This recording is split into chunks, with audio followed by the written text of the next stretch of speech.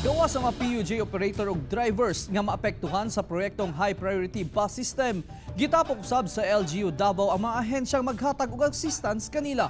Ani ang report ni Sheila Vergara Rubio. Financial ug tulo ka non-financial assistance ang madawat sa mga maapektuhan sa proyektong High Priority Bus System kun HPBS.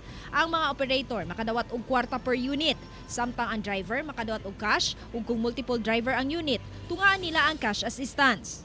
Mamahimo usab sila nga mopili og tulo sa 5 ka non-financial assistance nga mao ang 4-year scholarship sa CHED alang sa beneficiary sa maapektuhan. Ikaduha, DOLE Integrated Livelihood Emergency and Employment Program. Kung diin makatraining na, maswelduhan pa og 396 pesos per day sulod sa 10 to 30 days ang displaced o disadvantaged worker. Ikatulo, livelihood training with starter kits worth 10,000 pesos. Ikaupat, TESDA with DOTR scholarship kung mopailam sa 15 days nga bus driving training nga dunay 350 pesos daily allowance. Ug ikalima, DOH medical assistance. Gawas niini aduna pay mga support services sa CCRDO, CSSDO ug DSWD. We still have to wait for the city ordinance.